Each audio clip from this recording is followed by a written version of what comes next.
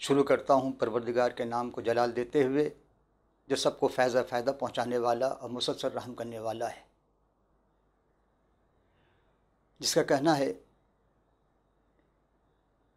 کہ میں کائنات کا نور ہوں، جو کوئی بھی میری پیروی کرے گا اندھیرے میں نہیں رہے گا بلکہ زندگی کا نور پائے گا۔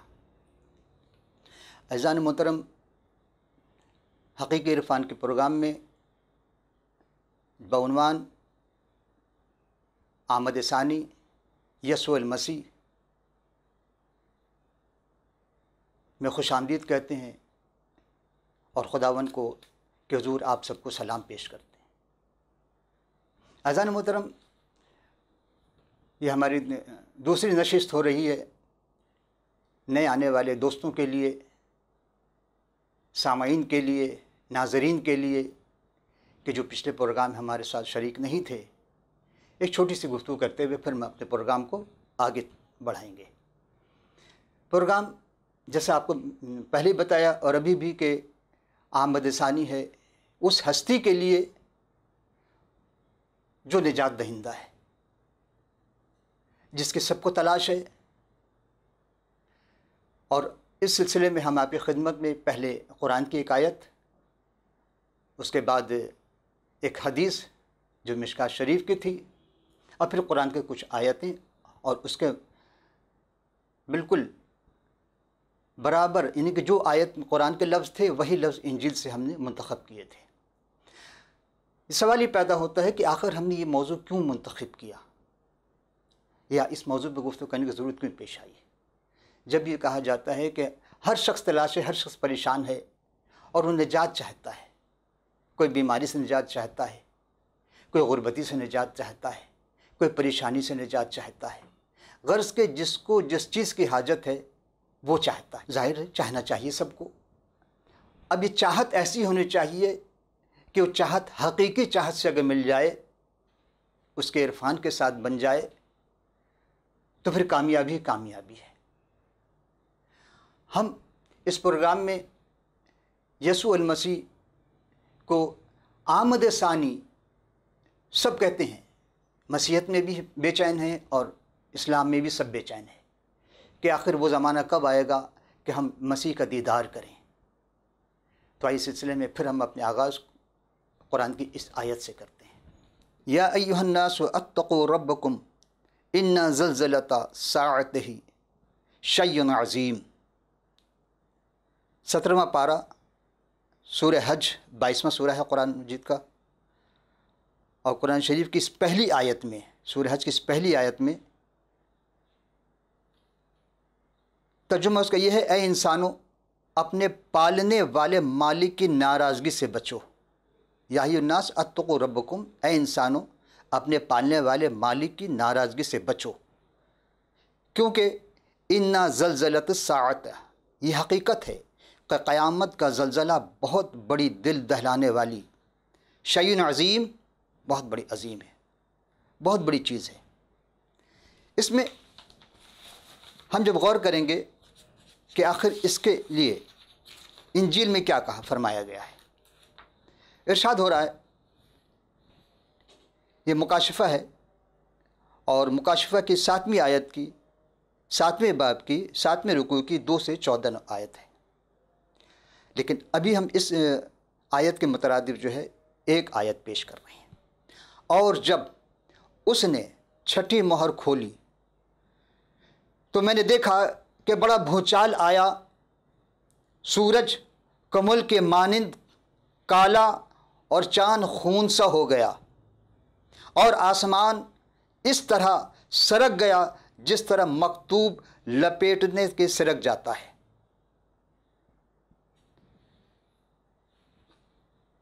اس کے بعد دوسری آیت قرآن مجید کی، قرآن شریف کی ہے، یوم نطوی السماء کطی السجل للکتب کما بدأنا اول خلق نعیدہ وعدا علینا انا کنا فاعلین۔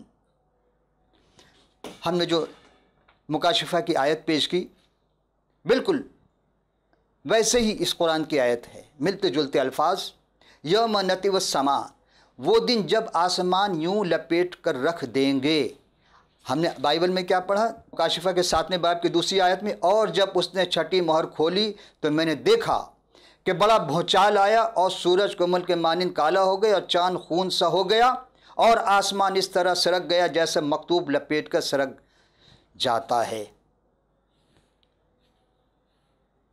کما بدانا اول خلق نعیدہ، جس طرح کاغذ کے خط کو لپیٹ دیا جاتا ہے آسمان کو لپیٹ دیا جائے گا، کما جیسا کہ، بدانا اولا خلقا جس طرح پہلے ہم نے اپنی مخلوق کو پیدا کیا، اس کی ابتدا تھی، پھر اسی طرح ہم لپٹائیں گے اور دہرائیں گے۔ یہ ایک وعدہ ہے، وعدہ علینا، یہ ہمارا وعدہ ہے جس کا پورا کرنا ہماری ذمہ داری ہے۔ انا کننا فاعلین، یقیناً ہم ایسا ہی کریں گے، یا ہم یہ کام بہرحال لازمی طور پر کریں گے اور ہمیں کرنا ہی ہے۔ سورہ الانبیاء 17واں پارہ ہے، 104 آیت ہے۔ آئیے ہم اس کے بالکل ہی ملتے جلتے آیت مکاشفہ 7واں باب اس کی تیسری آیت۔ پھر میں نے ایک نئے آسمان اور نئی زمین کو دیکھا، کیونکہ پہلا آسمان اور پہلی زمین جاتی رہی،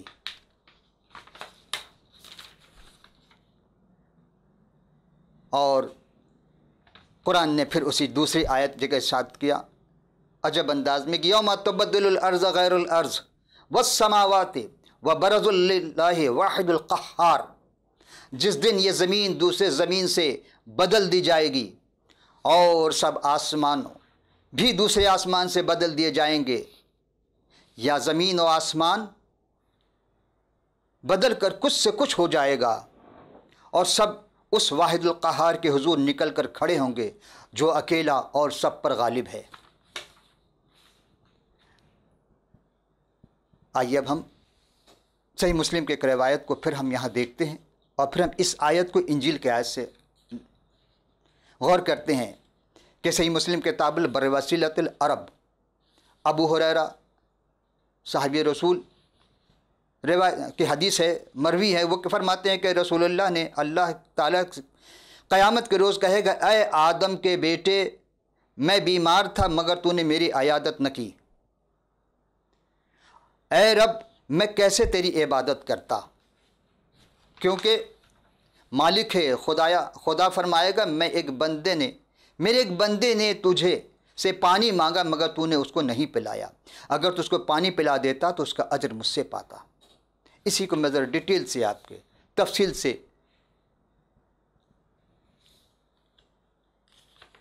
غور کرتے ہیں متی کی انجیل کے حوالے سے، اور اس کو ہم پورے، جب ابن آدم اپنی عظمت و جلال میں آئے گا اور سب فرشتے اس کے ساتھ آئیں گے، تب وہ اپنی بزرگی کے تخت پر بیٹھے گا اور سب قومیں اس کے سامنے جمع ہوں گی، اور وہ ایک دوسرے سے جدا ہو کر کریں گے جیسے چرواہا بھیڑوں کو بکریوں سے جدا کرتا ہے، اور بھیڑوں کو اپنے دائیں طرف اور بکریوں کو اپنے بائیں طرف کھڑا کرے گا۔ تب بادشاہ ان سے جو اس کے دائیں ہوں گے کہے گا، آؤ میرے باپ کے مبارک لوگو، جو بادشاہی بنا عالم سے تمہارے لیے تیار کی گئی ہے اسے میراث میں، کیونکہ میں بھوکا تھا اور تم نے مجھے کھانا کھلایا، میں پیاسا تم نے پانی پینے کو دیا، میں پردیسی تھا تم نے میری خاطرداری کی، میں ننگا تھا اور تم نے مجھے پہنایا، میں بیمار تھا اور تم نے میری عیادت کی، میں قیدی تھا تم نے میرے پاس آئے اور تم نے میری خبرداری کی۔ تب راست باز اس کے جواب میں کہیں گے، اے خداوند، کب ہم نے تجھے بھوکا دیکھا اور کھانا کھلایا، اور پیاسا تھا کہ میں نے تجھے پانی پلایا، کب تو پردیسی تھا تجھے پردیسی دیکھا اور تیری خاطرداری کی، یا ننگا دیکھا کپڑا پہنایا، ہم کب آپ کو بیمار دیکھ کر آپ کے پاس آئے؟ بادشاہ جواب میں ان سے فرمائے گا، میں تم سے سچ کہتا ہوں، جب تم نے میرے اس سب سے چھوٹے بھائیوں میں سے کسی ایک کے ساتھ یہ سلوک کیا تو گویا تم نے میرے ساتھ کیا۔ اب وہ بائیں طرف والوں سے مخاطب ہوں گے، لیکن محبت بھرے پیار بھرے انداز میں نہیں، بلکہ غصے کی حالت میں، جلال کی حالت میں کیا فرمائیں گے؟ آئیے ہم اسے متی کی انجیل سے استفادہ کرتے ہیں۔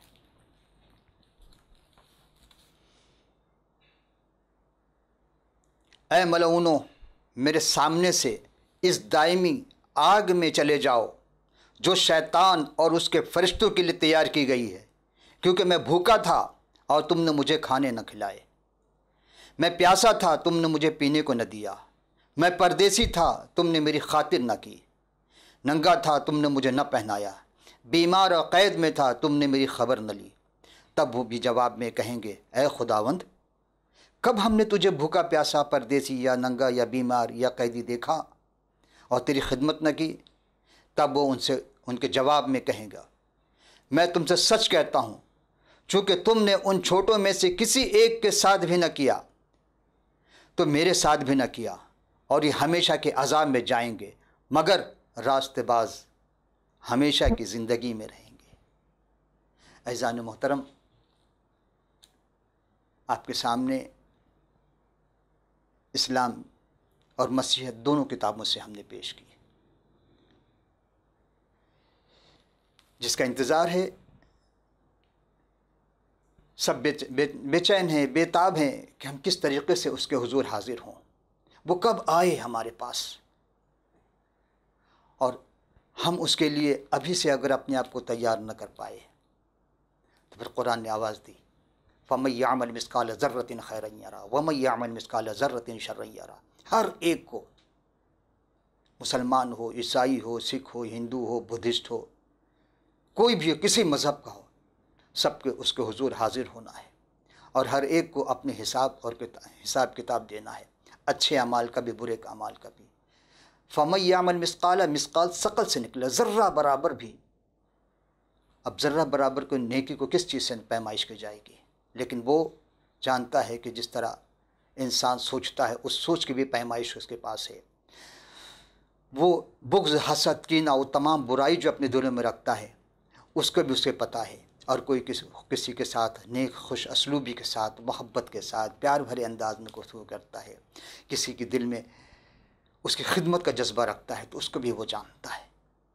عزیزان محترم، ہم اس کے حضور کیسے حاضر ہوں، کیسے جان جائیں گے؟ اس لیے کہ سب پریشان ہیں اور سب یہی تمنا کر رہے ہیں کہ وہ آئے، اور جب آئیں گے تو ان کے حضور حاضر ہونے کے لیے ہمارے پاس کیا ہے، کیا خوبی ہے، کیا اعمال ہے، کیا ایمان ہے، وہ کیا چیز ہے جو ہم لے کے اس کے حضور پیش کریں گے۔ اس لیے کہ دونوں کو، وہ جو نیکوکار ہوں گے اس کا بھی صلہ دیں گے، اور جو بدکار ہوں گے اس کا بھی صلہ ہوگا۔ تو ہم سب اپنے آپ کو جانچیں، سوچیں، سمجھیں، دیکھیں کہ ہمارے پاس ہم کس راستے پر ہیں، نیکی کے راستے پر ہیں، بدی کے راستے پر ہیں، ہم اس کے ماننے والے ہیں یا ابلیس کے پیروکار بن گئے۔ وہ جو آواز دیا کہ میں نور ہوں، تو ہم اس نور والے کے راستے پہ چل رہے ہیں یا وہ آگ والے کے راستے کی طرف جا رہے ہیں؟ چونکہ نور والے کو تو انعام و اکرام عطا کرے گا، اور بد کو وہ ہمیشہ کی دہتے ہوئے آگ انگارے میں ڈال دے گا۔ عزیزان محترم، دعوت فکر یہ ہے کہ جب بھی، جہاں بھی، جو شخص بھی جس حالت میں بھی ہوگا، اسے موت آئے گی، اور موت یہی نہیں ہے کہ موت کیسی ہوگی، دردناک ہوگی یا ہنستا ہوا موت کے منہ میں جائے گا۔ موت سے کسی کو چھٹکارا نہیں، موت سے کب کس کی یاری ہے، آج ان کی تو کل میری باری ہے۔ اب موت سے ڈرتا ہے تو موت ڈراتی ہے تجھے، ڈر کے کیا فائدہ، یہ چوٹ تو کھانا ہی ہے۔ لیکن موت سے پہلے ہمیں زندگی چاہیے، موت پہلے ہے، زندگی بعد میں ہے۔ پھر آپ اگر ایک آیت قرآن کی ہم آپ کے سامنے پیش کرنا چاہتے ہیں، اس نے آواز دی، الذی خلق الموت والحیات لیبلوکم ایکم احسن عملا۔ پہلے موت کا تذکرہ کیا، پھر زندگی کا، حیات کا تذکرہ کیا۔ ہم نے زندگی، موت اور حیات دونوں کو خلق کیا ہے۔ اب کون ہے جو ہمارے ساتھ، ہمارے پاس بہترین اعمال لے کر آئے؟ بہترین اعمال ہم سمجھتے ہیں کہ صرف اس کی عبادت کر لینا کافی ہے، یہ ہماری عبادت کافی ہے، لیکن ہماری خوش فہمی میں مبتلا ہے، ہم ثواب کی نیت سے کر رہے ہیں، اس کو راضی کرنے کے لیے نہیں کر رہے۔ جو بھی عمل کریں گے اس کو راضی کرنے کے لیے کہ وہ ہم سے راضی ہو جائے۔ جب وہ راضی ہو جائے گا، اور راضی کب ہوگا؟ جب ہم اس پر ایمان لائیں گے۔ اور ایمان لانے کی علامت کیا ہوگی؟ کہ جب تک ہم نئی پیدائش میں نہ آ جائیں۔ ابھی آپ کے لیے ایک نیا لفظ ہوگا، نئی پیدائش۔ کیا دوبارہ ہم ماں کے پیٹ میں جائیں گے؟ عزیزان محترم، آپ غور کریں کہ نئی پیدائش آخر کیسے ہوگی؟ نئی پیدائش سے کیا ہم دوبارہ مر کر کے دوبارہ زندہ ہوں گے؟ وہ تو ہوں گے، لیکن اس دنیا میں نئی پیدائش یہ ہے کہ ہم اپنے گناہوں سے توبہ کریں اور اس منجی کے حضور اپنے تمام گناہوں کو رکھیں، اور رکھنے کے بعد پھر ہم اس پر ایمان لائیں۔ صرف زبان سے کہہ دینے سے نہیں ہوگا، حلق سے آواز نکالنے کا نام ایمان نہیں ہے۔ ایمان کا تعلق گہرائی سے ہے۔ ایمان نظر نہیں آتا، خدا نظر نہیں آتا، جنت نظر نہیں آتا کسی کو، دوزخ کسی کو نظر نہیں آئے گا، قیامت نظر نہیں آ رہا۔ جب قیامت آئے گی تو پھر کچھ بھی نہیں ہوگا، سب ختم ہو جائے گا، سب ملیہ میٹ ہو جائیں گے، سب تباہ و برباد ہو جائے گا۔ ہم نے آپ کی خدمت میں قرآن کی بھی آیت اور بائبل کی بھی آیت پیش کی کہ آسمان کو لپیٹ دیا جائے گا، ہر وہ شے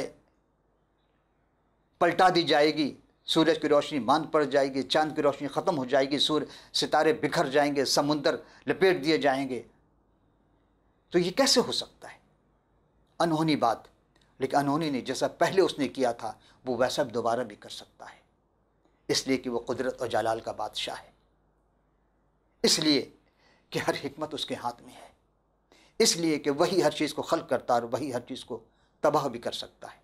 لیکن نہیں، اس نے انسان سے بہت محبت کی، اور اتنی محبت کی کہ اس نے اپنا اکلوتا بیٹا بخش دیا، تاکہ جو کوئی بس پر ایمان لائے ہلاک نہ ہو بلکہ ہمیشہ کی زندگی پائے۔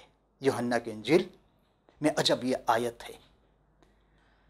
جب کوئی ایمان لاتا ہے تو ابلیس لانے کی کوشش کرتا ہے، ابلیس بار بار اس کو روکے گا، ابلیس حائل ہوگا، اس کو لعنت ملامت کرے گا، اس کو راہ میں رکاوٹیں کھڑی کرے گا۔ لیکن ایمان لانے کے بعد بھی اس پر بڑی مصیبتیں آئیں گی، بہت تکلیف ہوں گی، اور ہمیشہ یہی ہوتا رہا کہ جو سچا ہوتا ہے اس کو تکلیف اٹھانی پڑتی ہے، لیکن سچ کو آنچ نہیں، اور جھوٹ کا کہیں سہارا نہیں ہوتا ہے۔ جھوٹ پہ خدا کی لعنت ہوتی ہے، اور سچ پہ خدا انعام اکرام عطا کرتا ہے۔ کیوں؟ کہ وہ خود صادق ہے، صادق القول ہے، اور وہ سچوں کو پسند کرتا ہے۔ اور جو سچائی پہ گامزن ہوتا ہے، بھلے بڑی مصیبت آتی ہے، بڑی تکلیفیں ہوتی ہیں، کوڑے کھانے پڑتے ہیں، کانٹوں کا تاج پہننا پڑا اسے، کس کی خاطر؟ اس نے ہماری خاطر موا۔ جو ساتھ کے ساتھی تھے وہ بھی ساتھ چھوڑ گئے۔ بتا دیا یسوع نے، دیکھو جب تم سچائی کے راہ پر چلو گے تو کانٹے پہ چلنا پڑے گا، جب تم سچائی کے راستے پر چلو گے پتھر کھانے پڑیں گے، جب تم سچائی کے راستے پر چلو گے تو تمہیں صلیب اٹھانی پڑے گی، جب تم سچائی کے راستے پر چلو گے تلوار، نیزے، بھالے، ہر چیز سے تمہیں زخمی کیا جائے گا۔ جسم تو زخمی ہو جائے لیکن روح کو زخمی نہ ہونے دینا، اس لیے کہ جسم کو موت ہے، روح کو نہیں۔ جو بھی سزائیں ہوں گی، جو بھی انعامات ملیں گے، روحانی جسم کو ملے گا، روحانی بدن کو ملے گا۔ تو اس کے لیے ہمیں روحانی معموری حاصل کرنی پڑے گی۔ ہم روح میں کتنے معمور ہو سکتے ہیں؟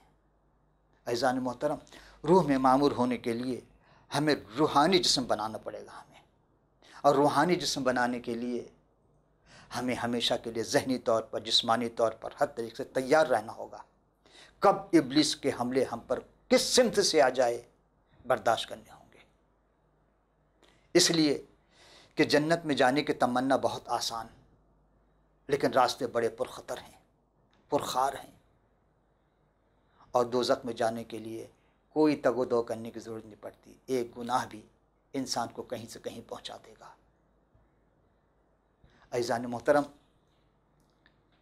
ہم شکر گزار ہیں اس پروردگار عالم کی بارگاہ میں جس نے ہمیں سعادت نصیب کی، بخشی ہے کہ اس نے ہمیں آج کے دن کے لیے چنا، کہ ہم نے اس کے حضور اس منجی کی کچھ اپنی ناقص علم کے بابت آپ کی خدمت پیش کر سکے۔ عزیزان محترم، ہم اس سلسلے میں آپ کی خدمت ایک آیت کے لیے اور اجازت چاہیں گے، ہم قرآن کے۔ عزیزان محترم، جتنی بھی گفتگو کی اب تک وہ ہے عیسیٰ المسیح کے آمد ثانی کے بارے میں، کہ آپ جب بھی آئیں گے، کیسے آئیں گے، کیوں کر آئیں گے۔ قرآن، بائبل، حدیث، ساری چیزیں پیش کی، لیکن میں آپ کو ایک گفتگو اور ایک آیت کے مناسبت سے اس کی میں آپ کی خدمت میں پیش کرنا چاہتا ہوں، اور پھر ہم اپنی گفتگو کو آخری اختتام تک پہنچائیں گے۔ یہ تھوڑی سی زحمت تو آئیے قرآن کی ہم سورہ نساء کی اس آیت کے، سورہ آل عمران کی آیت ہے، اس کی ہم تلاوت کرتے ہیں۔ اذ قال اللہ یا عیسی انی متوفیک ورافعک الی ومطہرک من الذین کفروا وجاعل الذین اتبعوک فوق الذین کفروا الی یوم القیامہ ثم الی مرجعکم فاحکم بینکم فیما کنتم فیہ تختلفون۔ عزیزان محترم، یہ آخری حصہ، اس پر تھوڑی سی توجہ فرمائیں۔ ثم الی مرجعکم، پھر، ثم جہاں بھی لفظ آئے گا اس کے معنی پھر تخاطب کرنے کے انداز میں ہے۔ الی مرجعکم فاحیاکم بینکم، پھر تم سب کو آخر کار میرے ہی پاس آنا ہے۔ اس وقت ان سب باتوں کا فیصلہ کروں گا، فیہا کنتم فیہ تختلفون، جن پر تم سب ایک دوسرے سے جھگڑتے رہتے ہو، لڑتے رہتے ہو۔ یہ تیسرا پارہ ہے، سورہ آل عمران کی 55ویں آیت ہے۔ عزیزان محترم، ہمیں جب بھی تلاش کرنی ہوگی کہ ہم کس طرح اس ہستی کو تلاش کریں، تو آپ کے سامنے دونوں کتابیں ہیں۔ اس موضوع پر، اس عنوان پر، مسیح کی آمد ثانی پر بہت سی کتابوں کو کی اوراق گردانی کرنی پڑی، لیکن ایک کتاب ہمیں ایسی بھی ملی جو حاجی پادری سلطان محمد پول صاحب نے لکھی تھی، سیدنا مسیح کی آمد ثانی۔ ہم نے اس سے استفادہ کیا اور آپ کی خدمت میں یہ پیش کرتے ہیں کہ آپ بھی اس کتاب کو مطالعہ کریں، تاکہ آپ کو پتہ چلے کہ ہاں، قرآن اور بائبل اور حدیث میں آخری تاجدار جو ابراہیم کی نسل سے ہیں، وہ دوبارہ آنے والے ہیں، کوئی اور نہیں آئے گا دوبارہ، یہی آئیں گے۔ کیوں آئیں گے؟ یہ ایک طویل بحث ہے۔ ان کے آنے کے جب آئیں گے اس دنیا پر دوبارہ، جب قدم رنجہ فرمائیں گے، اس وقت حالات کیا ہوں گے، یہ بھی ایک الگ موضوع ہے۔ انشاءاللہ پھر کبھی موقع ملا تو ہم آپ کی خدمت پہ اس موضوع سے کو بھی پیش کریں گے۔ عزیزان محترم، اس مطالعے سے ہم ایک نتیجے پر پہنچتے ہیں، کسی بھی چیز کو حاصل کرنے کے لیے ہمیں محنت، تگ و دو بہت لازمی ہے۔ ذہنی، جسمانی، روحانی، نفسانی تمام قوت کو بروئے کار لانا پڑتا ہے، مالی، ہر چیز کو شامل کرنی پڑتی ہے تو کچھ چیزیں حاصل ہوتی ہیں۔ اسی طرح ہمیں آخرت کے لیے، آخرت کی تیاری کے لیے ہمیں کچھ قربانی دینی پڑے گی۔ اس کے لیے ہمارے پاس مطالعہ کا ہونا بہت ضروری ہے۔ جاہل کا رات بھر سونا، رات بھر جاگنا جاہل کا عبادت کے غرض سے بیکار، لیکن عالم اگر علم کے ساتھ، معرفت حقیقی کے ساتھ، اس حقیقی معرفت کے ساتھ، ایمانی قوت کے ساتھ سوئے تو اس کا سونا عبادت ہے۔